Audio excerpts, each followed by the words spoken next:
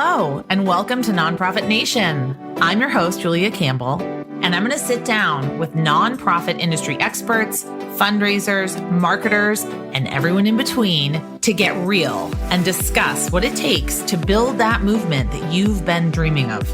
I created the Nonprofit Nation podcast to share practical wisdom and strategies to help you confidently find your voice, definitively grow your audience, and effectively build your movement. If you're a nonprofit newbie or an experienced professional who's looking to get more visibility, reach more people, and create even more impact, then you're in the right place. Let's get started.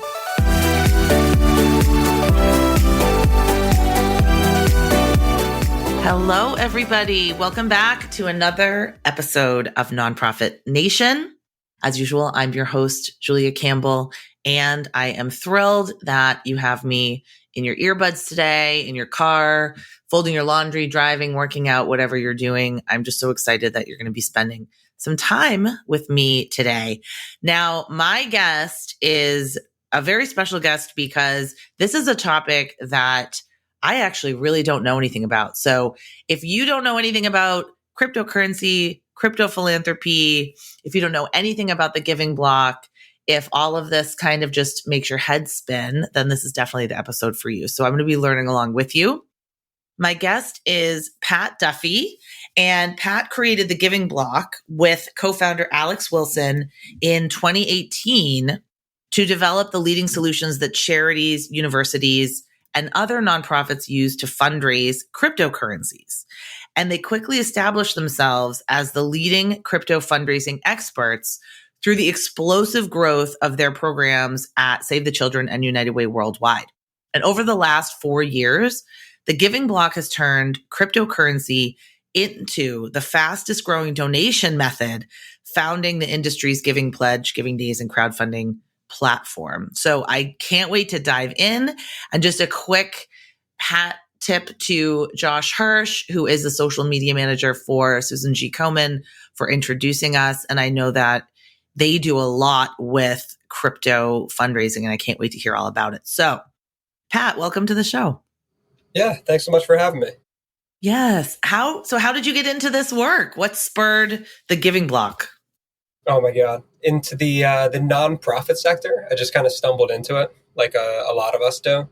I was working with pharmaceutical consultants and lobbyists, just kind of helping them work with nonprofits on Capitol Hill. So anytime there was a bill that would affect patient access, whatever it might be, we'd put them all together kind of into coalitions. You go knock on doors.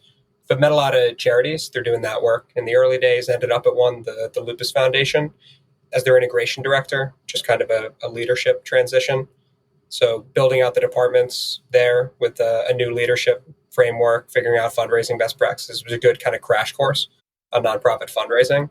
And then Alex, my co-founder, is the one who got me into trading crypto, got me in end of 2017, which is like the best and the worst time to get into crypto because it's when it exploded up to $20,000 a unit. So I, of course, YOLO'd into all of my positions at the top and just wrote them down right into the dirt, but learned a lot. You know, we saw a couple $100 million in crypto donations that were pretty public during that window, and stars kind of aligned around that. We figured it would be a good place to start investing our time and energy at that intersection. I think this is something that a lot of, especially smaller organizations, or maybe not to stereotype older generations, but people are not as familiar with. They hear a lot about it. They see the headlines. They know that it's being talked about everywhere. So for me, my audience, they're fundraisers, they're marketers. And on top of everything else that they have to master, I'm sure they might be thinking that, you know, the additional hassle of figuring out this new form of donation, you know, cryptocurrency donations may not be worth it. So in your opinion, why should nonprofits care about crypto? I mean, they're correct in a vacuum. That like to try to do it from scratch doesn't make sense. There's a lot of nonprofits who took that approach in the early days. The first, I'd say, we interviewed a couple dozen nonprofits in early 2018 before we started the company, trying to figure out how they were doing crypto. And they were kind of putting together all the pieces, like some Frankenstein monster from a technical standpoint, and then best practices, gift acceptance policies, et cetera. It doesn't make sense to go all in on something like crypto 95% of the time. Like it's got to be something you can kind of dip your toe in and open up to a new audience. And then you identify kind of high ROI, low bandwidth efforts that parallel your existing fundraising framework. So a simpler way of putting it for nonprofits who are interested in this, if you are good at the internet in any basic sense, and if you're good at fundraising in any basic sense, then you absolutely should be fundraising crypto, because the pieces we put together here make it super easy. We've got about 1,400 nonprofits doing it now, building active programs. And if you're not, good at fundraising, good at the internet, then crypto is probably going to be like a lottery ticket for you, and you shouldn't run toward it like all the other shiny objects. Like we tell a lot of nonprofits no through the sales process. They're usually under $500,000, let's say, in annual budget, and they're looking for kind of a get out of jail free card. So I would just say know yourself and who you are, right? If you don't have a stable fundraising framework and stewardship model, crypto is probably a little early. If you have any, stability in a full-time social person, it's actually pretty easy to get into. So if you are sort of spinning your wheels, chasing all the shiny objects, like you said, if you don't have an established fundraising program infrastructure, and if you don't even have a website, or if you're not using your website effectively, those are kind of red flags, right? Yeah. And for context on all of this, like the way that nonprofits fundraise crypto, generally speaking, you fundraise like an individual giving model. These people are, Twitter and Reddit, they're running campaigns on social, crowdfunding campaigns. Giving Tuesday type moments are conducive to this. Crypto is a very fun, exciting thing for especially millennials and Gen Zs to attach onto. About 83% of millennial millionaires have crypto at this point. So in terms of like major gift millennial and Gen Z prospecting, it's one of the best tools in your tool belt. And then you just need to staple it into your existing campaigns. So like if you're building a Giving Tuesday campaign from scratch because you want to do crypto Giving Tuesday, it's going to feel like a big lift. But if you've got a whole Giving Tuesday campaign already built out and you want to sprinkle in some, crypto messaging for that audience demographic and steward them accordingly, it's a pretty light lift. And the average gift size is about $10,500. So it makes it worth it. So you got to know pretty much, and through conversations with us and other folks, how are you from a general fundraising standpoint, like today? And you can kind of staple it into, your end of year campaign, your gala, tax season messaging, social frameworks. Like it becomes this very light lift sprinkling in if you've got some of your infrastructural components in place already. That's a really great point. And you say on your website something I found really interesting, that accepting cryptocurrency donations is easier than stocks. So how can a nonprofit get started if they're interested accepting crypto donations? Like what needs to be in place? I mean, the way that our system works, like you would come to, if you go to like thegivingblock.com, there's an accept crypto button. And that starts with like a book a demo type process where it's like a Q&A and sort of needs assessment. The first thing you want to do is what we just described. Just have someone who does it professionally run through a series of questions. Like, what are your fundraising goals? How do you fundraise? Which departments are your core strengths? Like, how's your social media presence? What does your team look like?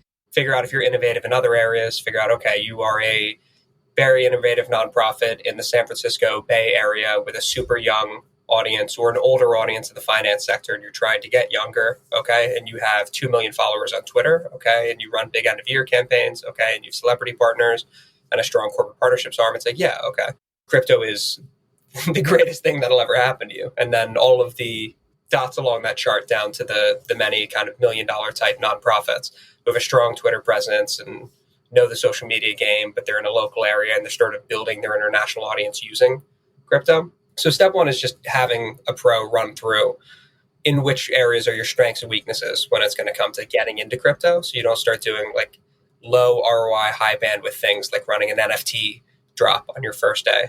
And then if you decide to accept crypto, at that point, it's pretty much the same as opening a bank account. That's why we say it's easier than stocks. It'll be like an hour for the application probably just to get through the compliance process.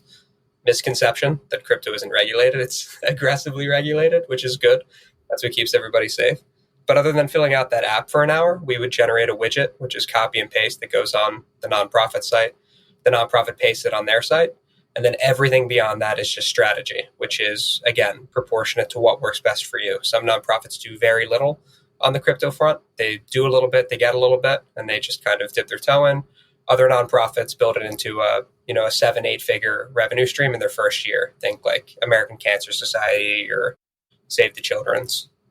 So this is going to totally show my kind of ignorance of cryptocurrency. But with stocks, when someone donates the stock, really it could go up or down at that point.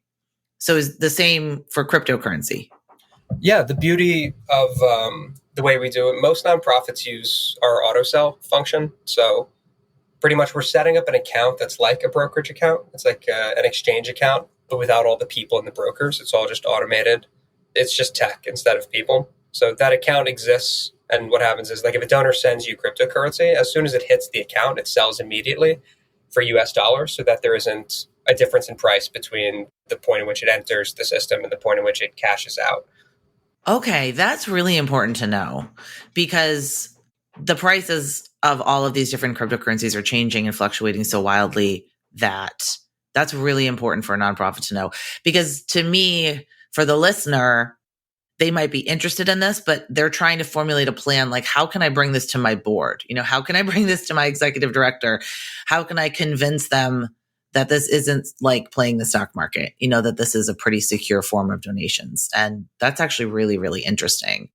And I think we should even take a step back and talk about some of the types of cryptocurrencies. So I know that you wrote that Bitcoin is currently the most popular, and that nonprofits should actively be asking for Bitcoin donations at year end. So can you talk more about that and maybe some of the other currencies we should be thinking about? Yeah, in the nonprofit sector, like, the space has gotten so big at this point that Ethereum is the second largest by market cap, but it's actually the most commonly donated at this point. So last year in our annual report, which we released, Ethereum passed Bitcoin in terms of total donation volume we processed, which is pretty wild considering how dominant. We used to call our Crypto Giving Tuesday campaign with the Giving Tuesday Foundation, we used to literally call it Bitcoin Tuesday because Bitcoin was so dominant. So Bitcoin and Ethereum are like the two top ones. Those two cryptocurrencies, the best way to explain it is Bitcoin is sort of like a digital gold. You can't make any more of it. It was the first one that existed. It has brand recognition. And because it uses blockchain, you can't alter transaction records. So long story short is it's like a very safe way to store value digitally. I don't mean safe in terms of price volatility, more so that, like with gold, there won't ever be a surge in supply that comes out of nowhere, like what happens with dollars. And if you hold it, that no one can move, fake gold onto or off of the system. That's the function that Bitcoin kind of plays. Ethereum is more being built upon. So their code was written in a way where you can build smart contracts and then what are called like layer 2 protocols. But generally speaking, you just launch different tokens off of Ethereum, which have become very popular. And they experiment with new technologies that make transactions go faster, make them a little more secure, whatever it might be. And then a big thing that happened on the Ethereum network, especially last year, was the rise of NFTs. So non-fungible tokens, pretty much digital art that's tied to a specific cryptocurrency and can be traced along that ledger system, so that if you own this digital art, just like when you own a unit of Bitcoin, it's undeniable that you are holding it in this position at this time with a perfectly unchangeable record. They're doing that with art on Ethereum in a really effective way. So, right. I just listened to the Kara Swisher podcast, and she interviewed Beeple. Is that his name? The artist that sold his NFT artwork at Christie's auction, which I think a lot of people are familiar with, for $69 million, but it was in Ethereum. And I thought that was really interesting. And a lot of my listeners might not know what NFTs are. Can you expound on that a little bit? And NFTs are not a cryptocurrency. They are a thing you sell. Yeah, it kind of is and it kind of isn't, in the sense that, like, a cryptocurrency, it shouldn't even be called a currency. It's really kind of a unit of value that can be transferred from position A to position B, but they're uniform, right? When you have a unit of Ethereum or of Bitcoin, it's always Ethereum or Bitcoin, right? It's a fungible token. Like when you have a US dollar, it's a US dollar, and every US dollar is worth the same thing at the same point in time, like fungibility of an asset. That's really kind of the core difference. So when you're trading Bitcoin or Ethereum or all of these other cryptocurrencies, when you're sending them back and forth, you can drop that Bitcoin or Ethereum onto any exchange, right? You can deposit into an account to sell it for US dollars, and it's worth the same amount across all of these networks. Similar if you moved your Ford stock from like a Charles Schwab account over to Fidelity or E-Trade, So it's more like a share of something. It's kind of like a unit of stock or a unit of gold that sometimes gets used like a currency, but it blends a lot of features of different assets. So think about that more closely associated to like stocks or money, but you can use that same immutability, that same tracking system for things that aren't fungible, for things that aren't just like an asset or a stock or a unit of currency. You can do that with a piece of digital art. And that's all that's happening. In the same way that you can use blockchain, if you sent me a unit of Bitcoin, Julia, I could follow it back to its origins on the network. And I could see every wallet it had ever gone into and out of. And none of those transaction records in the 11-year history of Bitcoin have ever been changed. It's that secure of a network. Like there is no way to change transaction records, which makes it, again, a very safe way to move money around if you're concerned with people changing records and claiming they own something that they don't. Like that can't happen with crypto. That also makes it very compelling for digital art, right? Like if you buy a digital art piece and someone goes, no, I have the original, if they can claim they have the original, it makes the whole engagement pretty much useless. But if they can't, you can now create economies of scale where people can transact into and out of a unique piece of art that's released on one of these networks. And if you own it, you really own it. And no one at any point ever can say that you don't own it, they own it, or that some fake version of it is actually the original. It becomes an impossible proposition, which makes it a really interesting way to, trade art back and forth. And it might also be a form of security because, people that collect famous works of art, it's seen as an investment, or collecting property. It's just seen as an investment that's going to grow over time and become more valuable over time. Do you agree with that?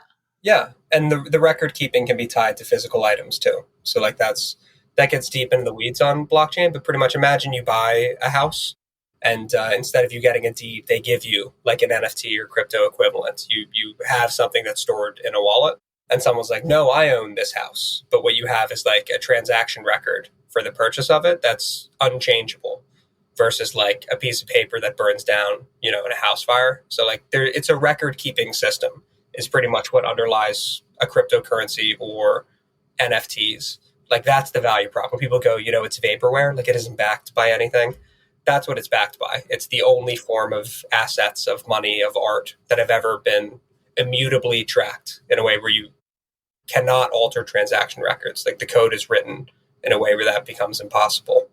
So are there additional like legal or accounting burdens that nonprofits need to know about when they are thinking about trying to, create the system to accept crypto donations?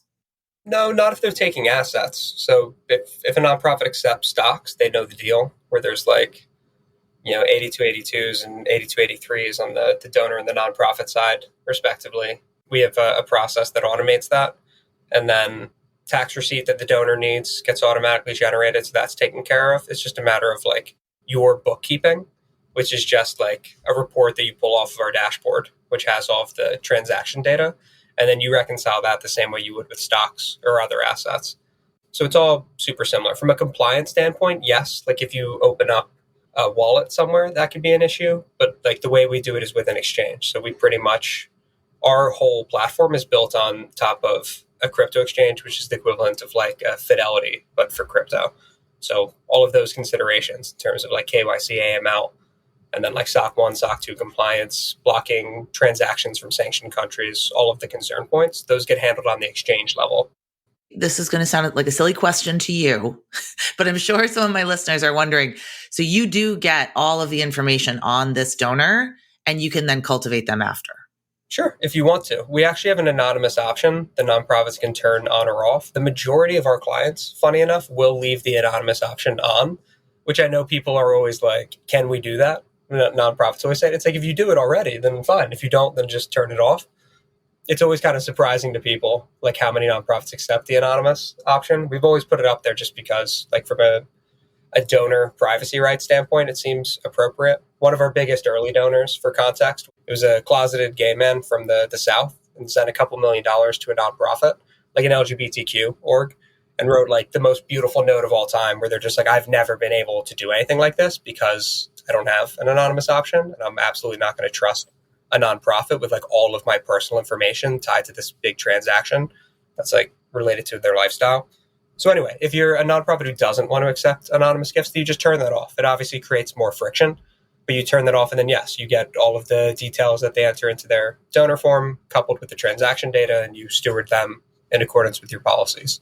This just goes into the mindset shift that needs to start happening and hopefully has happened, because I work with a lot of my clients on Facebook fundraising or Instagram fundraising, and you don't get the donor data. And that's the huge point of contention for a lot of organizations. And to me, if you're going to get $2 million from someone, that's worth it to keep that name anonymous. Yes, you want to steward them. Yes, you want to call them up and ask them for gifts again and take them out to lunch and do all of that stuff. But everything right now is on the donor's terms. And for instance, if there wasn't an anonymous option at this particular organization, I'm sure this gentleman would have looked for another organization where it would be anonymous because it was that important to him. So we need to really start shifting our thinking around, are we doing things because we want them to, because it's always been this way because of status quo? Or are we doing things because it's going to benefit the donor and it's actually going to help us raise this discretionary funding that we desperately need, that we can then turn and help grow our organization? So that's really interesting. I agree. I think that the nonprofits should have an anonymous option because, like you said, it removes friction, and money is money at the end of the day. That's really how I think about it. I send you a $20 bill in the mail without a name on it. You're still going to cash it, hopefully, and still use it. And what I really found interesting is I read the study by Fidelity Charitable that found that crypto owners are actually more charitable than the typical investor. But sadly, 46% of these donors found it difficult to find nonprofits that accepted donations. Is that your experience as well? Yeah, I mean, that's a big part of why we exist. So on top of setting up nonprofits to take it, we built the main crowdfunding platform where donors go to find nonprofits to donate crypto to. We've operated that since 2019. We created the industry's giving pledge, which Tony Hawk, the skateboarder, Rainn Wilson, who's Dwight from The Office, are some notable people who have taken it. And then FTX, the crypto exchange that bought the Miami Heat stadium, these big companies and crypto millionaires and billionaires, they didn't have an industry giving pledge. They didn't have a platform to find nonprofits to give to. They didn't have Crypto Giving Tuesday from the Giving Tuesday Foundation. We created a community campaign with them. We created NF Tuesday for the NFT community, the bag season end of year campaign, the tax season education with Friedman and TaxBit, the software companies. They're the bridge between nonprofits and donors, that connective tissue, that infrastructure hasn't existed. So it's this really bizarre position that we're in where not only for us, but for the nonprofits, this isn't a donation method, it's a donor demographic. And the nonprofits who get that are fundraising crypto actively. They're fundraising from crypto donors in the way that you wouldn't say it's a stock donor, it's a stock donation. Crypto isn't like that. It's a donor community. There's 300 million of these people who have crypto now. The size and scale of the, donor side, and then the amount of transaction volume versus how many nonprofits are even trying to get into it is absurdly out of whack and unsustainable. So it's a tremendous opportunity for nonprofits. And most of it just comes from not paying attention. If you told a nonprofit, you were Ethereum did $1.2 trillion more in transaction volume than Visa last year. It's they did 11.6 trillion in 1 year of transaction volume. Nonprofits probably wouldn't believe or understand that. Or if you were 95% of hedge funds either have or are investing into crypto actively, when you talk to a university endowment and they're should we be looking at this crypto thing? When you're it's the best performing asset class of the last decade. It's been around 11 years. It's older than Instagram. Yeah, you should probably, I'm not saying buy it at any given point in time. It could be overvalued, undervalued, but there's hundreds of millions of people using it and the market caps are getting pretty absurd. It's so interesting to me. It seems like when fundraising on Twitch was just starting out, and so many of the creators on Twitch, the world's largest live streaming platform, if people don't know Twitch, they were raising millions of dollars for some of the early adopters, some of the nonprofits that were sort of early adopters and really understood the power and the potential that could come with it. And I think the challenge has always been for nonprofits, especially, is that they feel like they don't have the full control over it. Like they don't have the control over the message. They don't have the full control over the donor experience. They don't have the donor's information. And so that tends to frighten them, at least more traditional organizations. But you're absolutely right. I do think it's our responsibility, especially as there's going to be, the biggest wealth transfer in history from boomers to millennials to Gen Z. I think it's our responsibility as fundraisers to at least learn about these things and, make a decision, make an educated decision as to whether or not we're going to set it up or not. I want to hear more about Crypto Giving Tuesday. I think that sounds really fun. Yeah. Just one comment on the Twitch thing that you were touching on too. Like our integration with Tiltify is going live soon. So Tiltify is the main solution provider for streaming fundraising. And what you're hitting on, Julia, like control over the experience and everything else. Like we're doing all of these integrations and it has nothing to do with crypto, which is really fun. A lot of the value we provide has nothing to do with crypto. It's just like general fundraising best practices and designing platforms that work for donors kind of period. The control over the experience aspect, a different integration that we're working on with like a live events software provider. They were talking about how nonprofits don't want recurring gifts at events because the event won't get credited for the donation volume. And pretty much like people in their roles at the nonprofit are getting measured on the success of the event. So they'd rather have larger in-person transactions, even if it means less volume for the nonprofit over an annual period, because then it looks like their individual success is measured. And they were talking about as a solution provider, you're selling to those people. So now you have to provide products that make those people on the nonprofit say, oh, that's what I want, even though it's obviously worse for the donor experience and is reducing the nonprofit's donation volume in like a very tangible way. And they're like, but if you build it that way, you sell more of this product. And they were explaining like from an ethical standpoint and then like a product development standpoint, how like the people working at nonprofits are creating these really perverse incentive models from a software development standpoint, which I just found really compelling. Like you were saying, control over the experience from the person buying the software. I think nonprofits definitely need to do a better job thinking about like what is best for the donor and what increases the nonprofit's donation volume over the long term. So just a bit of a rant. Oh, I love a good rant. And I completely agree. And I've been that development director that has worked events, and you are 100% responsible for the return on investment of that event. And I remember when I worked at a certain event, it was years ago, my executive director didn't even want pledges. They wanted the money right then and there. And I said, well, if they're going to pay me $5,000 tonight or like, pay towards make a donation, or if they're going to do $20,000 over 3 years, don't you think that might be a little bit better for us? But I think you're so right. The incentives are, this is what we need to do now. This is how we've always done it. We need to put this on the books right now. And then the other thing that you're talking about, what I'm hearing is, what I see in the sector a lot is who's going to get credit. Is it the marketing department? Is it the fundraising department? Is it the events person? Is it the volunteer person?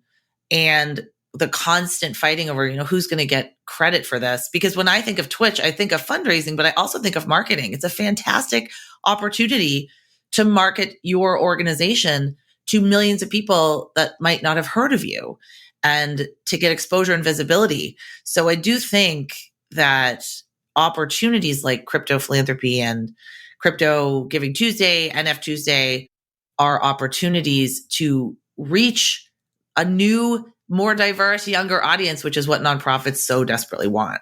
Oh, 100%. On the attention piece, which is also why Twitch and crypto and everything aligns, we've had one nonprofit ever who did like a press release on accepting crypto where it wasn't their best performing of the year. So like just saying, hey, we take this stuff, I'm sure that's unsustainable, obviously long term. It's getting to the point where it's mainstream enough where it's not that earth shattering to just be taking it. But like we could just go down the list of like when American Cancer Society just tweeted, we accept Doge. Like when we listed Dogecoin, which is like a meme coin, but it's got a very exciting online following, super active. When they tweeted out that they accept it, we just created this copy and paste message for all our charities to say, hey, we accept this now. Like their tweet got like 12,000 retweets, like immediately, which is absurd. I think it was their second best performing piece of social content ever. And then like the leadership at ACS, which is kind of funny, they were like, how do we go all in on Doge? And we were like, don't do that. Like, don't be a meme. Like, I know Doge is very fun. Like, let's just take it as a win and keep it moving, like keep the identity. But in short, to get to your point about these campaigns, like they're not just the most exciting part of like our clients' day, like which is a cool part of doing crypto philanthropy, right? Like we're the most exciting vendor they get to work with. The campaigns we work on are the most exciting. They get the most engagement. They get the youngest audience. It's just kind of fun and there's a silliness to it, but also just like an activity level that can be inspiring. Crypto Giving Tuesday and then like our end of year campaign in December, generally speaking, we do like a quarter of our volume in the last month of the year. But we've had, despite that, our volume has increased every quarter, other than a slight drop off between Q4 of 2020 into Q1 of 2021. So with that one slight step down over the last 6 quarters, it's gone up quarter after quarter after quarter after quarter, despite the fact that we usually see that end of year surge. So this quarter is going to beat out our end of year last year, and then hopefully that ball keeps rolling. We do tens of millions of dollars just on like our internal campaign for Crypto Giving Tuesday into bag season, that month of December long campaign. And then like the campaign we're running now, the Caring with Crypto one, we've raised a little under $10 million in, I guess, it's been a little under 3 weeks that we've been running this campaign. The Water Project, actually, we just highlighted them. They're amazing. Peter and their team are like super innovative, but they raised on their end $1 million in crypto in less than 2 weeks. And then that's matched. We have a $10 million match pool right now from Shift 4. So they had a $4.4 million budget, right, that they set for this year, like their revenue target. They raised half of that in 2 weeks through a crypto campaign, through like activating their OG crypto base. In short, they've been fundraising crypto for many years. They switched to us after a couple years of doing it. And so they've been building a crypto audience for like a 4-year period. The longer people fundraise crypto, obviously, the more they fundraise as they build up their base. But yeah, that one activation of his donor base for a big Caring with Crypto campaign that we ran raised half their organization's budget in 2 weeks. I see fundraising as knocking down obstacles to giving and creating a great donor experience and letting them tell you on their terms how they want to give. And amen. If any listeners, if you agree with that, definitely check out the Giving Block. Pat, where can people connect with you? Where can they learn more about what you do and your services? Yeah, I kind of mentioned at the beginning when we talk about endowments, which is like we have like a University of Alabama and like UNC and some big schools who are building programs with us now. But like when we get to the endowment office, I'll just use this analogy to segue into how they can find us. We set up the nonprofits, like the arm of the university, to accept crypto. And then the endowments always come to us and they're like, should we be looking at crypto? And we're like, your job is to manage a big pile of money, like really effectively, right? And over the last 10 years, crypto is the best performing asset class. Over the last 5 years, it's the best performing asset class. Just create like a multi-year block and then compare it to everything else you can put money into. It's outperformed that for more than a decade. So yeah, you should probably be looking at it. However, the final point here is like, you can say no. Like no is fine, at least a short-term no. I'm sure every nonprofit over any extended period of time will accept crypto, but maybe not now, right? Like maybe you have to mobile optimize your site more effectively, or you've got a need to take Venmo on college campuses. Like you should have a list of innovative priorities and put them in order and attack them accordingly. But you should get to a yes or a no on crypto as quickly as possible, right? Because the ratio of donors to nonprofits is unsustainable. And the groups who are doing this right now are fundraising really effectively. So to answer your question, I would go to the thegivingblock.com, click the accept crypto button, and just get on the phone with someone who can run you through a needs assessment and pretty much figure out if like your needs and opportunities make sense. And then just like take that away and figure out if you want to attack it or not in accordance with your other priorities that you have as an organization. I would do that as quickly as possible. And of course, especially if you're a smaller nonprofit with a bunch of foundational stuff to build, like it might not be time for you to get into it, but at the very least, like figure out if it is. Figure out if it is. Well, on that note, thank you so much for being here today. I really learned a lot. My mind has been completely opened, and I hope that everyone's listening with an open mind and going to check out the Giving Block. So thanks again, Pat, for being here. Yeah, thanks, Julia. Appreciate it.